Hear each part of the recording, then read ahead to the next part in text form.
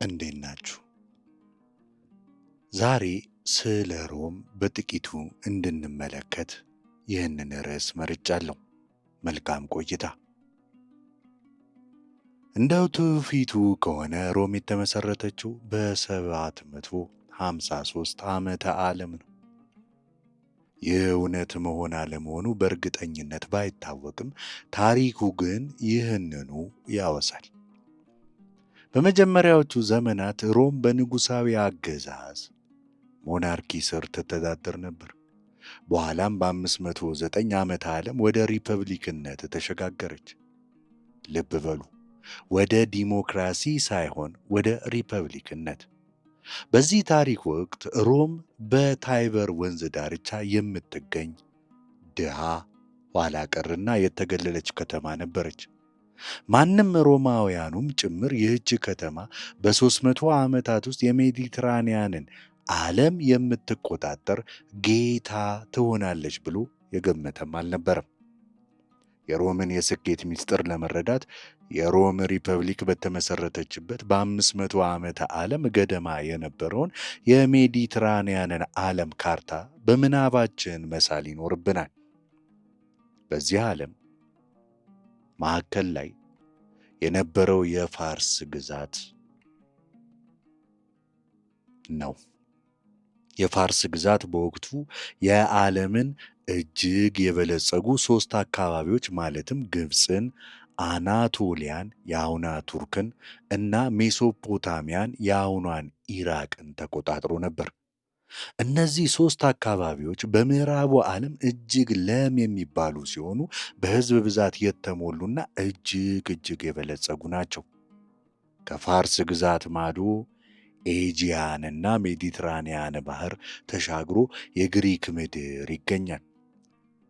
እዚያም አቴንስና ስፓርታ የተሰኙ 2 አውራ ከተሞች መንግስታት ፖሊስ አሉ። በአድሪያቲክ ባህር ማዶ ደግሞ የጣሊያን ምድር ይገኛል። በዚያ ወቅት በጣሊያን ምድር የአንበሳውን ድርሻ የያዙት ሮማውያን ሲሆኑ ኢትሩስካውያን የሚባሉ የስልጣኔ ባለቤቶች ነበሩ።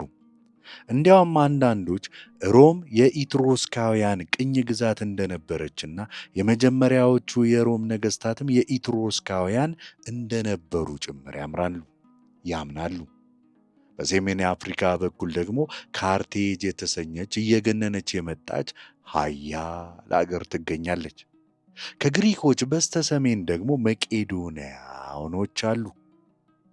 ከእነዚህ ኃያላን መካከል አንዱ በመጨረሻ ዓለምን በመቆጣጠር ለምዕራቡ ስልጣኔ የባህል መሠረትን ይጥላል። ወደ ኋላ ተመልሰን ይህንን ሁኔታ ብንመረምርና ትንበያ ብናስቀምጥ የመጀመሪያው ግምታችን የሚሆነው ፋርስ መላውን አውሮፓ ትቆጣጠራለች የሚል ነው።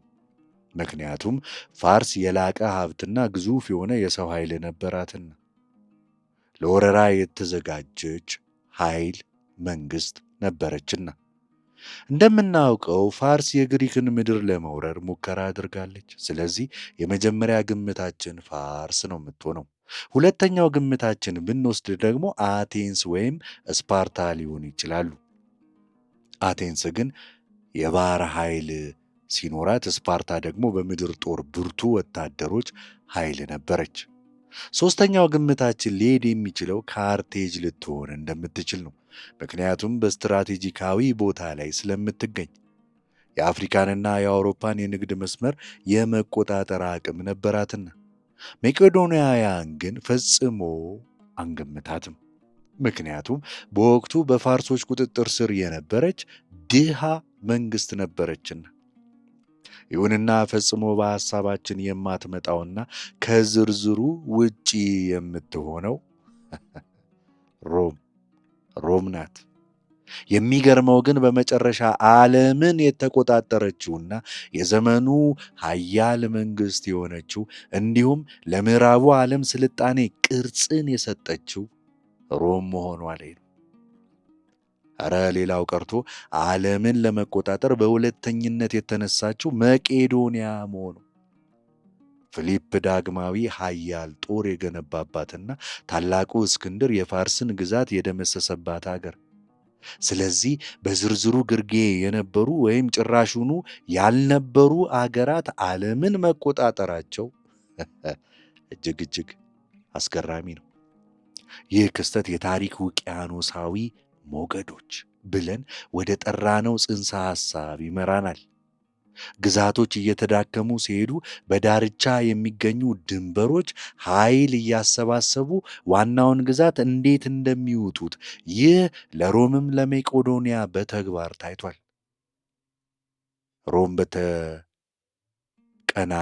ላይ ድል እንድትቀዳጅ ያስቻሏት ብዙ ምክንያቶች ቢኖሩም ዛሬ ትኩረት የምናደርገው በባህላዊ ምክንያቶች ላይ ነው። የኔ መከራከሪያ ሐሳብ ሮም ከጠላቶቿ ጋር በምታደርገው ፉክክር እንድታሸንፍ ያስቻላት ለየት ያለ የባህል ስርዓት መገንባት መቻሏ ነው። ይህንን ስርዓት ለመረዳት በወቅቱ የባህል ጫፍ ከነበሩት ግሪኮች በተለይ ደግሞ አቴናውያን ጋር በማነጻጸር እንመልከት። ሮማውያን የባህል ስርዓታቸውን የገነቡት ግሪኮችን በመቃወም ወይም ከግሪኮች ውድቀት በመማር ነው።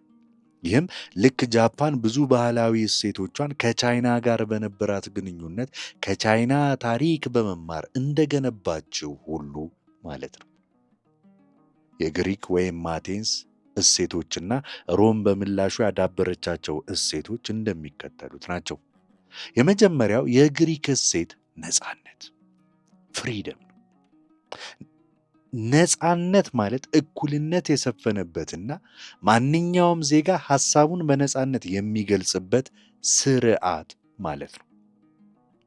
ይህ ለአቴንስ ዲሞክራሲ መሰረት ነው። የዚህ የሮም አቻ ደግሞ ሊቤርታስ፣ ሊበርቲ ወይም ክብረ ሕግ ነው። ምንም እንኳ ቃላቱ ተመሳሳይ ቢመስሉም ጽንሰ ሐሳባቸው ግን ይለያያል። ነፃነት ሐሳብን የመግለጽ መብት ሲሆን የሮማውያን ሊቤርታስ ግን የሀገሪቱን ሕግ ታሪክና ትውፊት የማክበር ግዴታ ነው። ነፃ መሆን የሚቻለው ሕግ ሲከበር ብቻ ነው። እንዲሁም ሊበርታስ ማለት ንጉሥ አለመኖር ማለት ነው። ዘመናዊው የምዕራቡ ዓለም የነፃነት ጽንሰ ሐሳብ ከግሪኩ ይልቅ ወደ ሮማውያኑ ያደላም ነው። ሁለተኛው የግሪክ እሴት ኢዩዳሞኒያ ነው። ይህ ማለት ራስን ማበልጸግ፣ ከባልንጀሮች ልቆ መገኘት፣ ክብርንና ዝናን መፈለግ ማለት ነው። ለምሳሌ በኢሊያድ ውስጥ የሚገኘውን አኪለስን ብንወስድ ወደ ትሮይ የዘመተው ለግሪኮች ክብር ሳይሆን ለራሱ ክብር ሲል ነው። እርሱ እጅግ ራስ ወዳድና ተወዳዳሪ ከመሆኑ የተነሳ በጦር ሜዳ ሲያኮርፍ እናቱ ቴቲስ የግሪኮች ጠላት የሆኑት ትሮጂያኖች እንዲያሸንፉ ዜዎስን እንድትለምንለት ጠይቋታል። ይህ በግልጽ የአገር ክህደት ቢሆንም እንኳ ለግሪኮች ግን ኢዩዶሞኒያ ነው። ለማሳካት የሚደረግ ተቀባይነት ያለው ተግባርም ነው። ሮማውያን ይህንን ኢዩዶሞኒያ አልወደዱትም። የእነርሱ ከፍተኛው እሴት ሬስ ፐብሊካ ወይም ሪፐብሊካ ነው። የሕዝብ ጥቅም የሚለው ነው። ትልቁ ቁም ነገር ለራስ ክብር ማግኘትን ሳይሆን ለሮም ጥቅም ሲባል ራስን መስዋዕት ማድረግ መቻል ነው። ሦስተኛው የግሪክ እሴት አሬቴ ወይም ልህቀት ነው።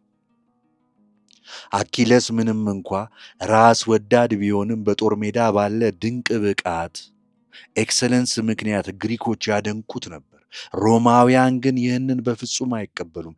ግለሰቦች ከሁሉም ልቀው እንዲታዩም አይፈልጉም። ስለሆነም የሮማውያን ምርጫ ፓዬቲ ወይም ታማኝነት ነው። ለአባቶች ለሮምና ለአማልክት ታማኝ መሆን ከሁሉም በላይ የሚሰጠው ክብር ነው። ሮማውያን ይህንን ስርዓት የዘረጉት በአቴንስ ውድቀት በመማር ነው። አቴንስ በዲሞክራሲ ስርዓቷ ምክንያት እንደፈራረሰች ስለታመነ ሮም ሪፐብሊክ የተሰኘ አዲስ ስርዓትን ዘረጋች። በዲሞክራሲና በሪፐብሊክ መካከል ትልቅ የሆነ ልዩነትም አለ። ዲሞክራሲ አንድ ሰው አንድ ድምፅ በሚል መርህ መፈክር ላይ የተመሰረተ ክርክርንና ውድድርን የሚያበረታታ ነው። ሪፐብሊክ ግን በተቋም ሴኔት፣ በሕግና በትውፊት መመራትን ምርጫ ያደርጋል። ልዩነቱን በምሳሌ ለማስረዳት ሁላችንም ለምሳ ለመውጣት ብንፈልግ እያንዳንዱ ሰው የተለያየ የምግብ ምርጫ ቢኖረው በዲሞክራሲ ስርዓት ክርክር እናደርጋለን፣ ድምፅም እንሰጣለን፣ አብላጫ ድምፅ ያሸንፋል። በሪፐብሊክ ስርዓት ግን ውሳኔው በትውፊት ላይ የተመሰረተ ነው። ዛሬ ሐሙስ ነው፣ በየሐሙሱ ደግሞ ዱለት እንበላለን የሚል ልማድ ካለ ያለ ጥያቄ ሄደን እንበላለን። በቃ ዱለትን ብንወደውም ባንወደውም ለውጥ የለውም። ብንመርጠውም ባንመርጠውም ለውጥ የለውም። ዋናው የአባቶቻችን ትውፊትን ማክበር መቻላችን ነው። ይህ የሪፐብሊክ ጽንሰ ሐሳብ ነው ሮም ዓለምን እንድትቆጣጠር ያስቻላት ጽንሰ ሐሳብ። ምክንያቱም ሪፐብሊክ ዲሞክራሲ መፍታት ያልቻለውን የዜግነትና የማንነት ሲቲዝንሺፕ ኤንድ አይደንቲቲ ጥያቄን መፍታት ችሏልና ነው። በዲሞክራሲ ውስጥ ዜግነት ማግኘት ከባድ ነው። ምክንያቱም በክርክርና በውድድር ሂደት ውስጥ አዳዲስ ሰዎች እንዲገቡና ምርጫዎችን እንዲቀይሩ አንፈልግምና። አቴንስ የፈራረሰችው በጦርነት ያለቀባትን ወታደር በውጭ ዜጎች መተካት ባለመቻሏ ነው። በሪፐብሊክ ግን ይህ ችግር የለም። ሕጉንና ትውፊቱን እስካከበረና ለመዋጋት ፈቃደኛ እስከሆነ ጊዜ ድረስ ማንኛውም የውጭ ዜጋ መጥቶ ዜግነት ማግኘት ይችላል። ይህ አካታችነት ሮም ወታደራዊ ኃይሏን እያደሰች እንድትቀጥል አስችሏታል። ይህም ልክ በአሜሪካ ሕገ መንግሥቱን በመቀበል ዜግነት እንደ ማግኘት ያለ ነው። ኢትዮጵያስ የትኛው ጋር ትመስላችኋለች? ቻናላችንን ሰብስክራይብ፣ ላይክ፣ ኮሜንት፣ ሼር ያድርጉ። እናመሰግናለን። እንቀጥላለን።